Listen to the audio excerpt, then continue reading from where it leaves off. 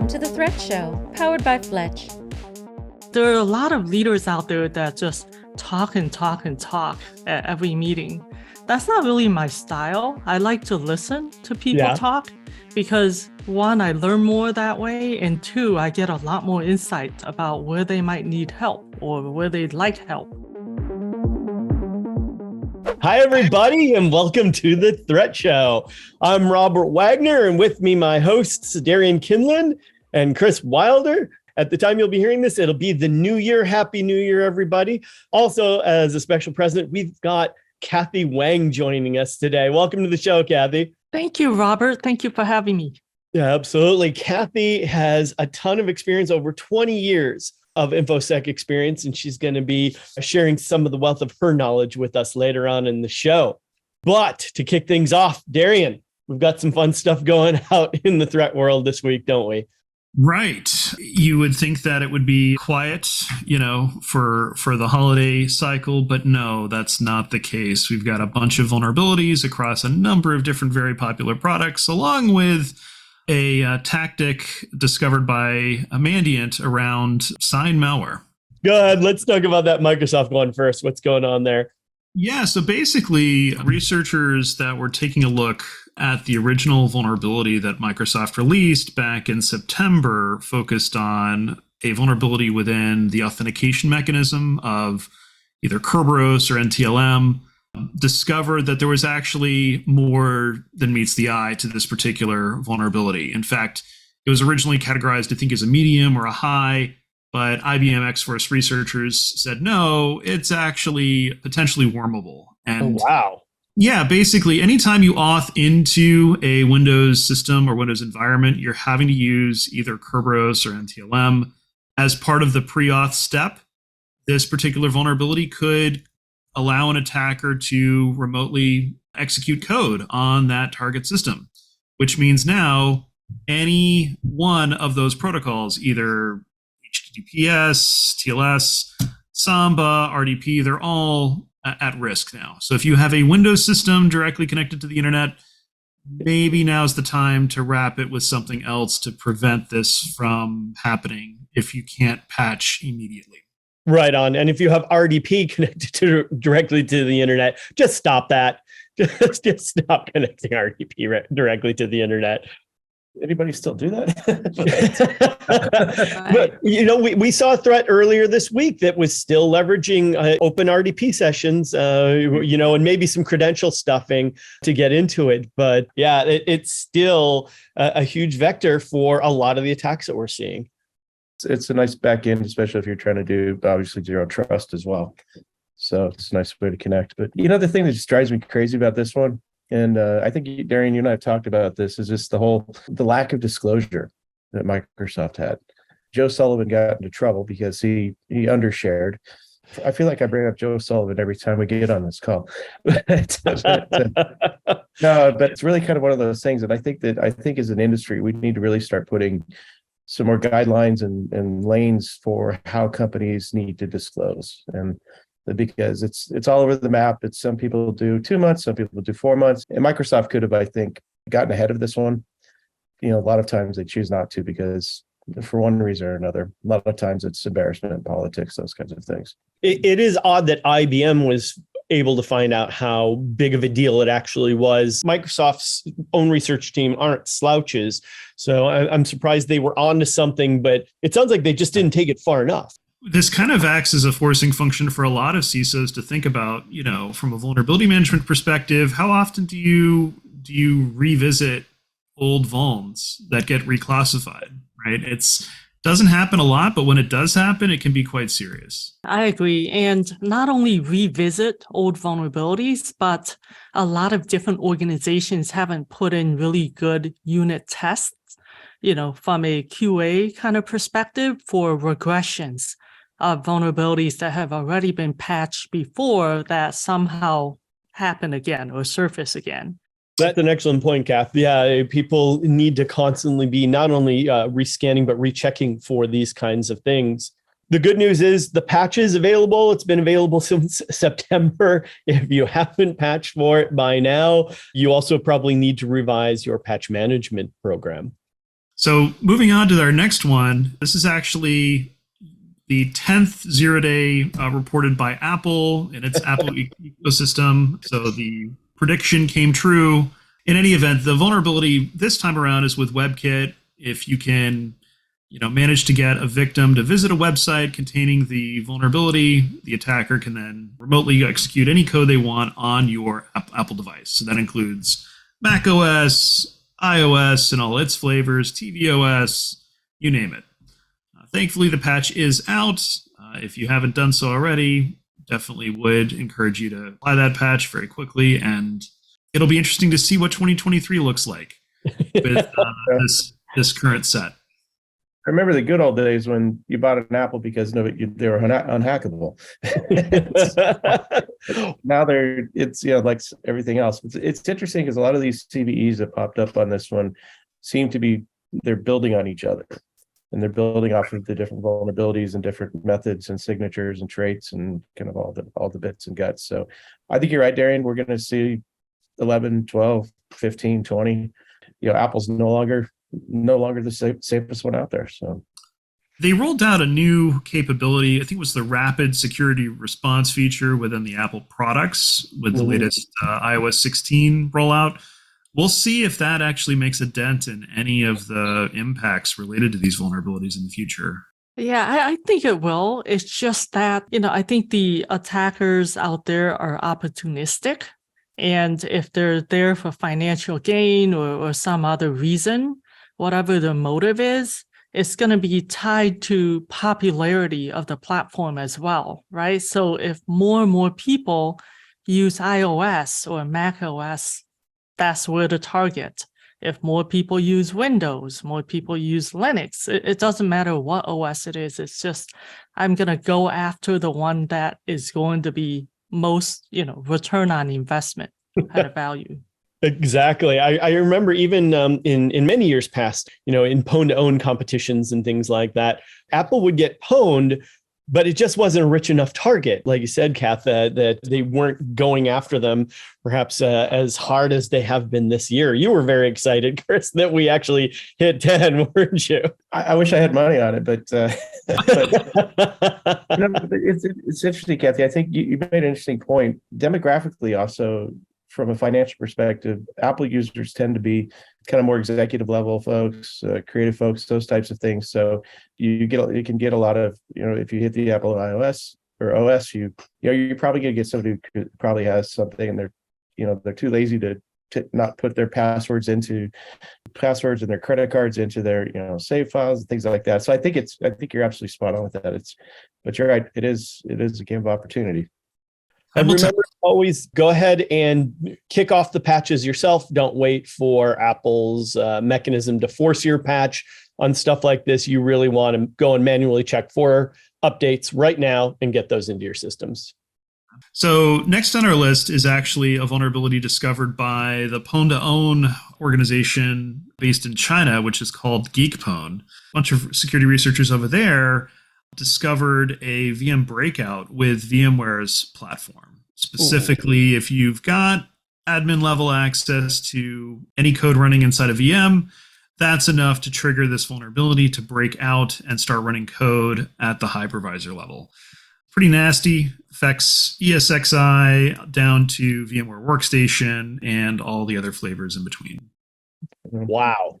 I know this isn't sexy, but I do think that bring back the bug bounties because they're so helpful, and pwn-to-own is a great resource in that regard. But it used to be a lot of the CISOs in these very large companies would do bug bounties, and they would find the vulnerabilities in their systems. It's that ongoing pen test on your software and your systems, and they again. The whole Joe Sullivan situation is making bug bounties more, sexy again, and so I think what we're seeing is just a lot of proactive remediation. This is another example and a checkbox why you need more. For those of you that are listening that don't know what a VMware escape really means for you. That this is serious. So normally you're running within, the virtual machine. Now you do have to have admin access, as Darian pointed out, to the system running in the virtual machine. But once this is executed and you've escaped the virtual machine up to the hypervisor, that means you're pretty much admin of every virtual machine that hypervisor is in control of. And that could literally be thousands of virtual machines.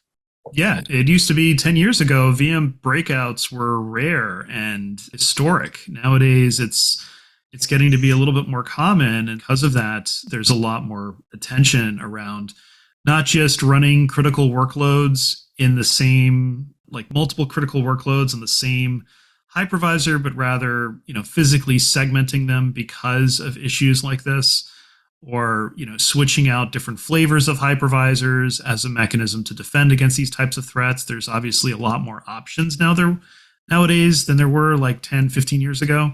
But it's still a big deal because, this mechanism was specifically designed as a sandbox to protect the rest of the system from any malicious code, right? And that failed. So right. It's a pretty big deal. Yeah, and I want to jump in here and just say, there's a lot of wording here around CVSS severity ratings. And I can tell you just from experience, it is really tough for me to hear, it's a CVSS rating of 9. We absolutely have to deal with this right now, because CVSS is intended as a guideline, right? As a starting point. And yeah, it could be a 9 for you, but you have to triage this particular vulnerability within the confines of your organization and how you've configured VMware, for example. So if you haven't configured it the way that this particular way to exploit the vulnerability, maybe it's not a 9 for you. Maybe it's a 5. Maybe, so I just want to caution that, yes, this is very serious if you've configured it exactly this way. But I've seen too many orgs say, hey, let's just base all of our security vulnerabilities, security postures on CVSS alone. And you cannot do that. You have to look at each one and triage it and figure out how this applies in the context of your organization. So do the appropriate research and testing it is what you're saying, yeah? Yes. Yeah, there's plenty of mitigations here, right? You may not necessarily even have VMware products installed in production in your organization, right? Or another one could be maybe you've turned off all USB support within the VMs, in which case it's not an issue. So there's a couple of different ways to slice and dice this problem, but it does require research. Absolutely. Great insight, Kathy. And what's our last one here, Darian? Last one is actually a series of malware found by Mandiant, now part of Google Cloud, where they discovered a interesting threat group is now using signed malware to bypass binary authorization controls.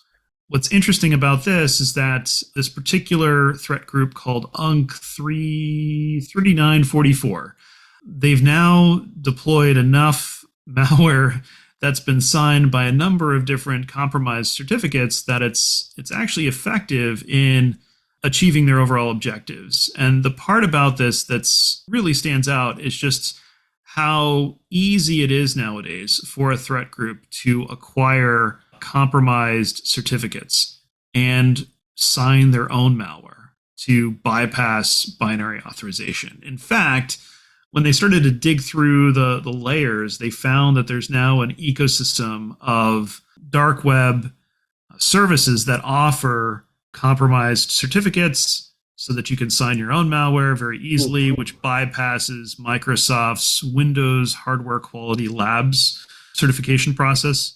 So specifically, this is targeting Windows environments specifically, but it's not any stretch of the imagination that it could also go after compromised certificates for the Apple ecosystem or Linux ecosystem as well. So what this really means is for anyone who cares about binary authorization, they have to kind of think twice about, okay, what are the certs that we're actually trusting? What are the certificate authorities that we're actually trusting?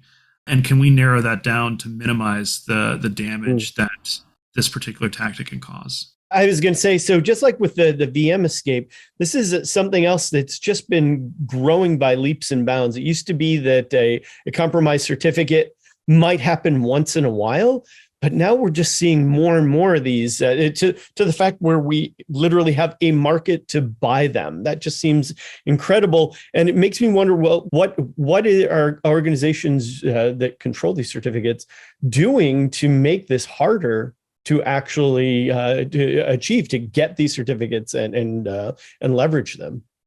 Yeah, it's not really up to Microsoft to prune their list of certificate authorities that are authorized to sign, valid Windows binaries.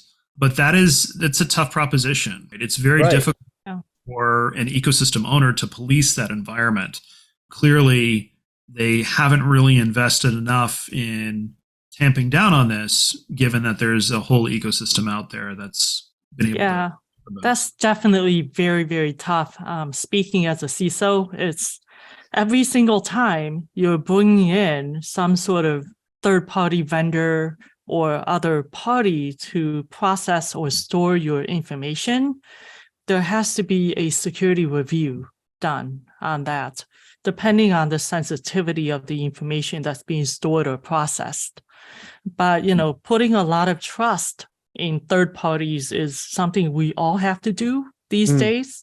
And it is a big problem for the industry, which is why we now seeing a lot of, software supply chain type vendors and also API security type products, because this is a real problem for most orgs. Certainly, there must be a blockchain solution for all this, right? Yeah. Of course, there has to be. Blockchain fixes everything. Oh my God, so does cowbell. But going to a lot of our enterprise clients right now are investing heavily in TPRM systems, third-party risk management systems.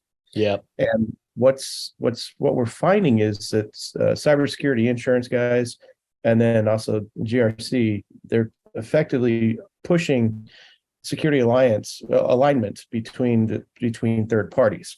So, there's certain things you have to have, you have to check these boxes within your organization if you want to come work with us.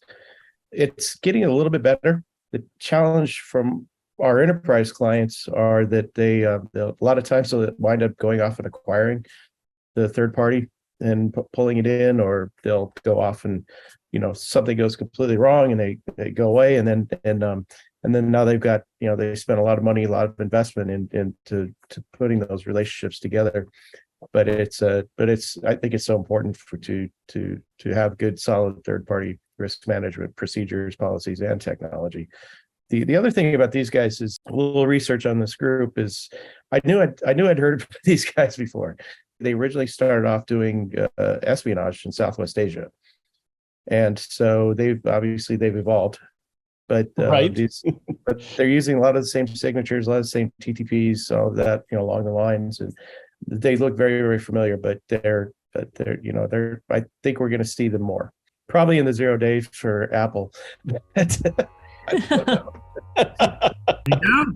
All right, great burn down, Darian. Thank you so much, and thank everybody for their insight. If you want to dive deeper into this week's trending threats, be sure to check out the interactive Fletch newsletter and Trending Threats app to see all the stories we talked about, peruse the threat index at your leisure, and more. Now, on to our special guest interview. Now, let's introduce our special guest for this week, Kathy Wang. Thank you so much for coming on the show. Kathy has had an amazing background. She started off with a master's in electrical engineering. She has moved on through roles like security scientist, security strategist, director, CTO, CISO, co-founder, and investor. Welcome to the show, Kath. Thank you, Robert. Happy to be here. That's been very interesting path you've taken. What got you all the way from doing like deep stuff like actual electrical engineering all the way to being a CISO and eventually an investor? Yeah, so I would say it's all related, right? In EE, you're very much focused on solving problems critically, thinking critically about solving problems. And back then, I had a hardware background, focused on semiconductors and chip design. And so the kind of programming that I did was more on the Verilog and VHDL side of things. Right. And then I got my first security-related job, which is, compiling and installing pluggable authentication modules on, Sun Microsystems machines. So as a Unix sysadmin, I did that kind of work. And that's what got me onto the software and security side. And I realized that, interestingly enough, if you're a chip designer for, say, Intel or AMD, you're one person on a team of like 1,000+ engineers trying to build the next generation chip. Right. Whereas in security is far less mature, right? So you can be a single person or a group of small number of people who can contribute a lot to the community, which is what then got me into the open source development side of things. And, that was so much fun doing the research, figuring out where the gaps are, which is not difficult to do when you've already had to do a lot of critical thinking and problem solving before, right? So identifying the gaps, figuring out how to address it, writing some prototype code, getting that published, speaking about it. I loved all of that. And then going from the research side of things to more of the leadership side is because I realized that, hey, I love to also help people grow in their careers. I would say that is the number one most rewarding thing about being a CISO, is being able to coach and mentor other people who then eventually want to become CISOs themselves. And I'm proud to say I've done that for at least several people in my career. So that's fantastic. So what kind, along those lines, what kind of advice would you give to folks that are either security leaders or want to be security leaders? Yeah, I would say you got to have a lot of compassion and empathy for other people. Be willing to put yourself into other people's shoes, figure out what they need. But more importantly, you have to be a good listener. Right? There are a lot of leaders out there that just talk and talk and talk at every meeting.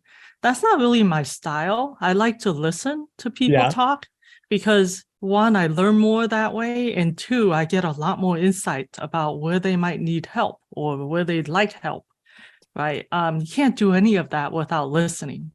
So listening is super important.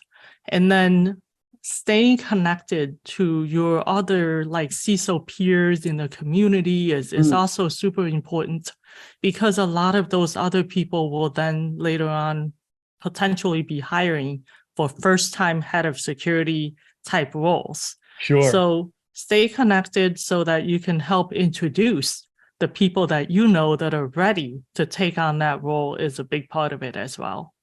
And what ways do you stay connected to other security practitioners and keep yourself involved?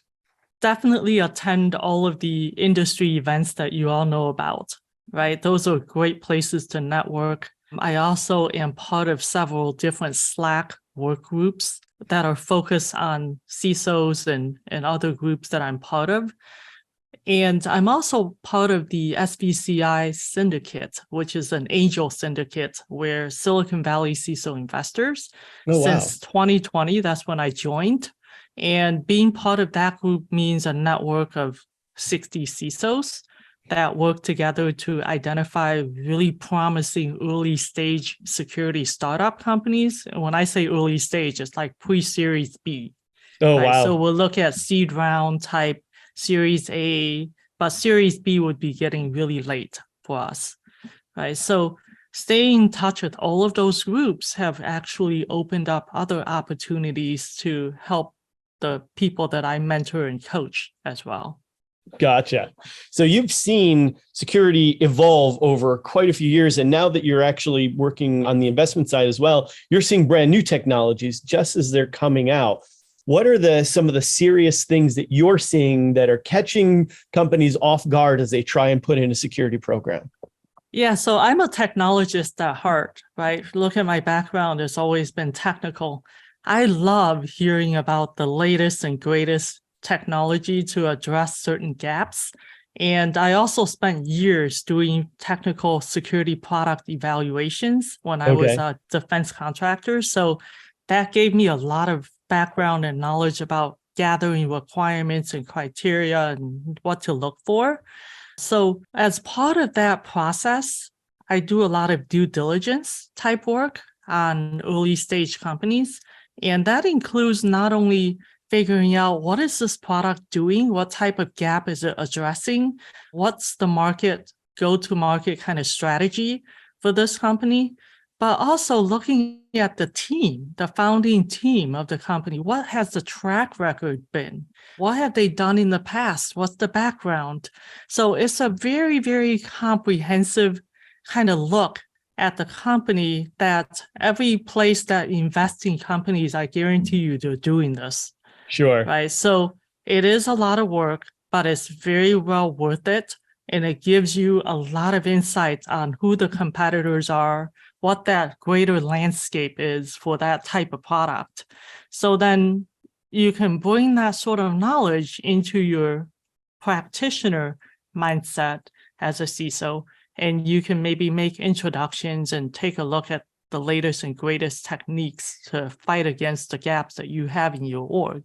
So Right. I don't know if that fully answered your question, but it's a very connected and yet still pretty broad area. Well, I know you had mentioned one of the places that you're seeing people kind of being caught off guard is in their software supply chain and or their API security, right? So what advice would you give to, and for especially a small organization, their product is more and more likely to be simply software. So how can those folks, especially if they are not familiar with the security concepts around APIs and around building software, how can they kind of jumpstart their program? Right. So a lot of companies are just not, as you said, they're not aware. They don't have the expertise to individually assess all of these different products that are being brought in by their sales teams, their marketing teams, their engineering teams. Every team wants to use, especially if you're a cloud native company, right, where all of your Right. third-party products are on someone else's SaaS, right? So then evaluating what is the risk profile for bringing this software in, where you're going to store sensitive information in there, is difficult. So I think there's a lot of opportunity for vendors who build products that focus on doing deep dive kind of assessments on data flow would come in.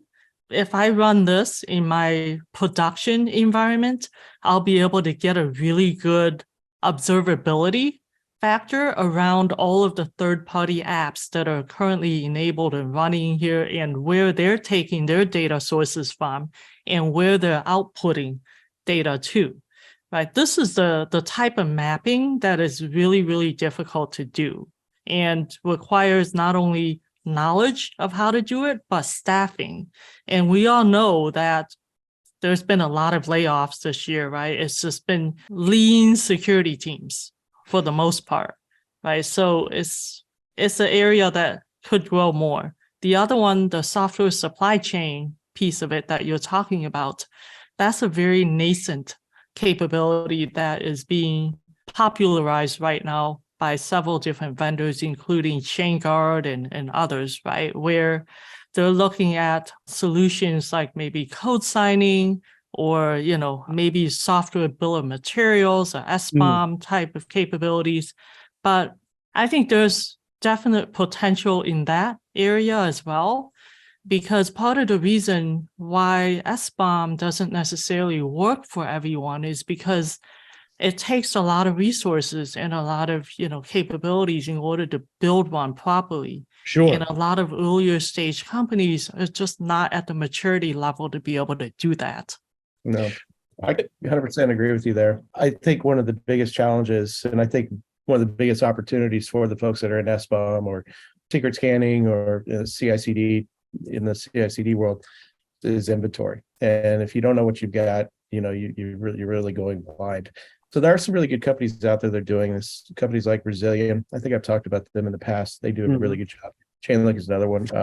Git Guardian is they're really kind of starting to move towards the SBOM side of the world. They were originally doing vulnerability scanning and code for secrets, but now they're moving very quickly because in these repositories, as everybody knows, there's a lot of garbage out there, and a lot of times people just don't even think about it, and they put credentials in their code and throw it back in the repository.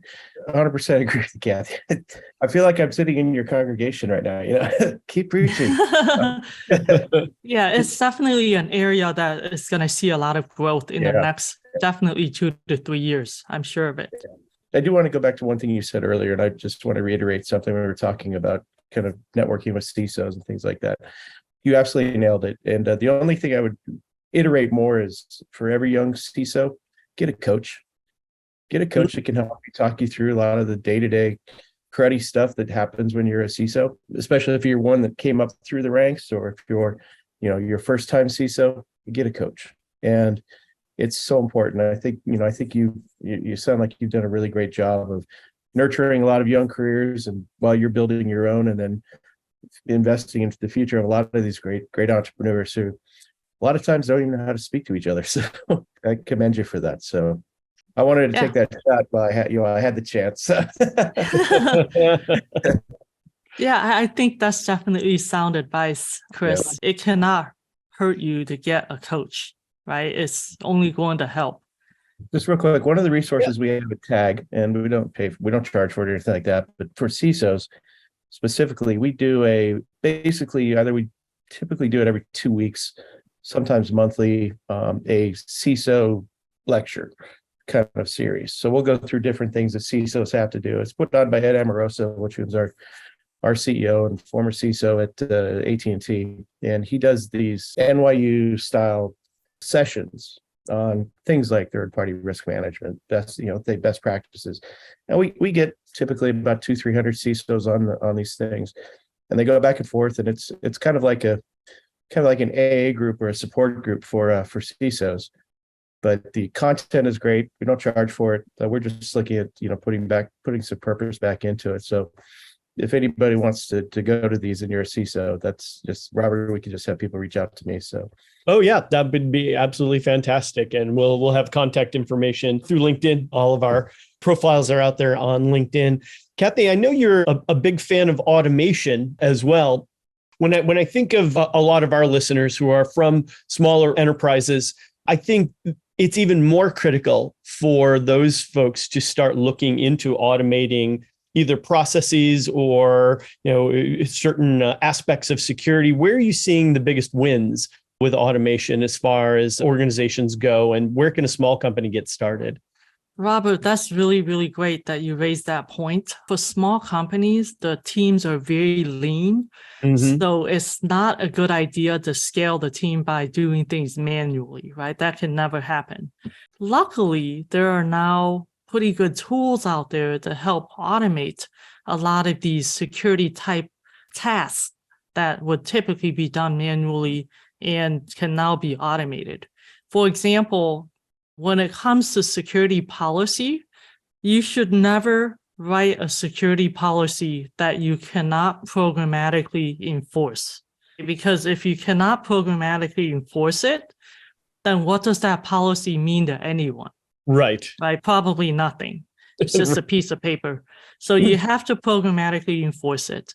And then the other thing is when you do enforce it, let's do it through, say, SIM.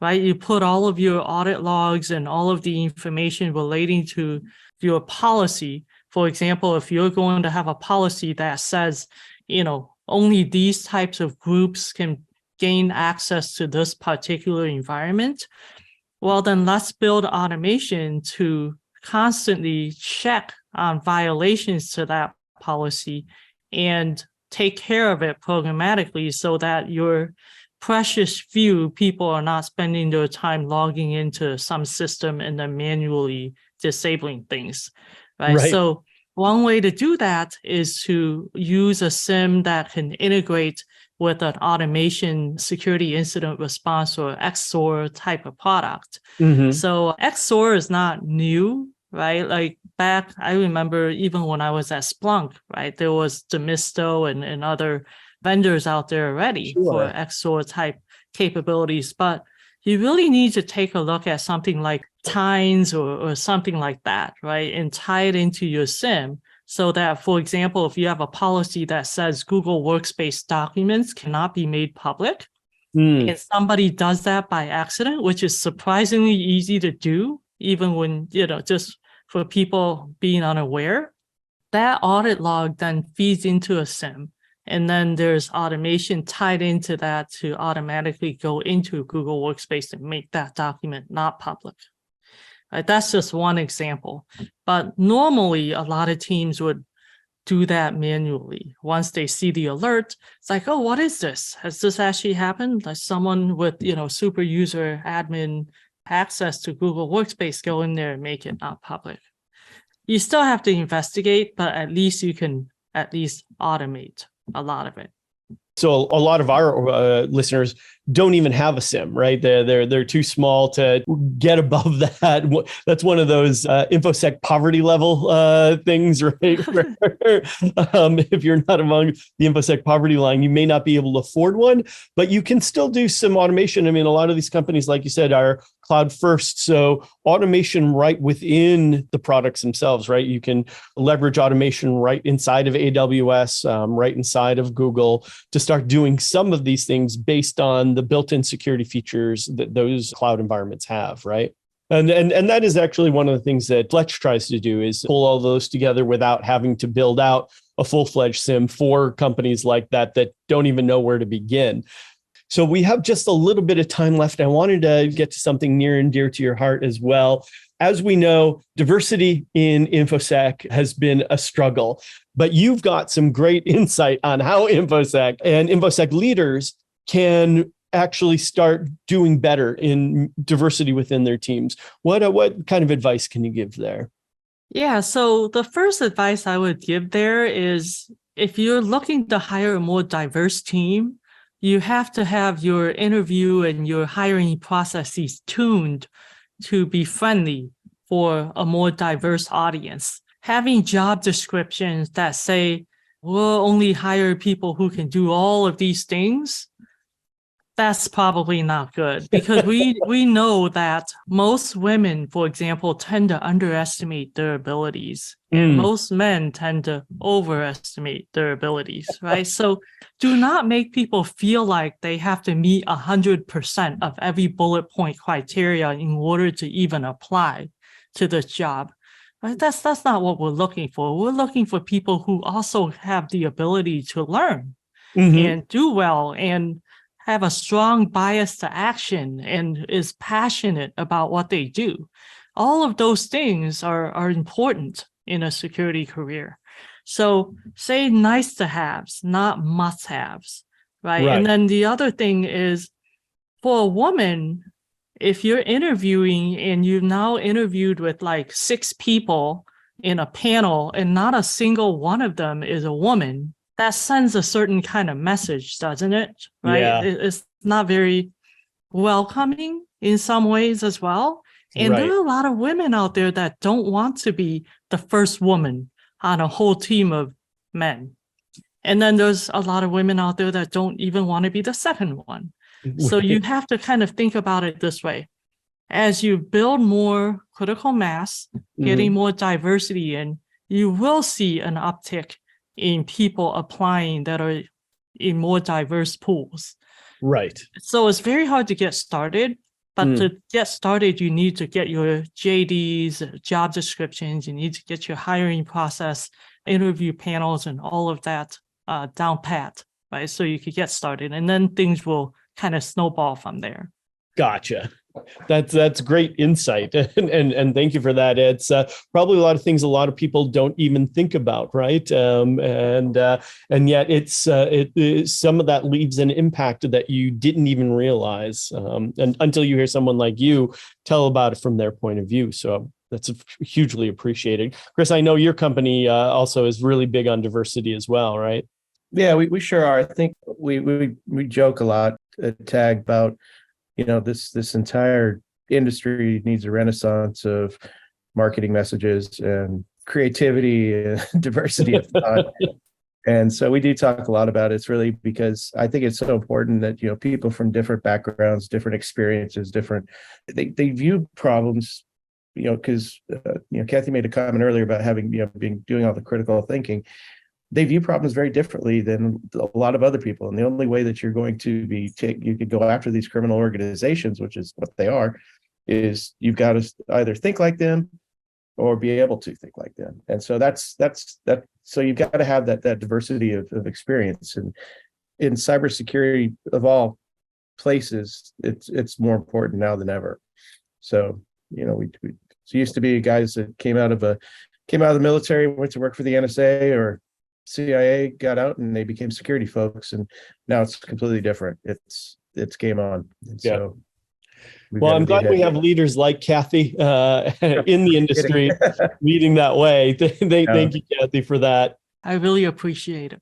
Of course. And with that, I think we're at time. Thank you to everybody for a wonderful insight today. And we'll see everybody on the next episode of The Threat Show. Take care, everyone. Bye. Thank you for tuning into The Threat Show. If you enjoyed the show, subscribe to us on YouTube, give us a 5-star review on Apple Podcasts, and interact with us on Twitter @The Threat Show.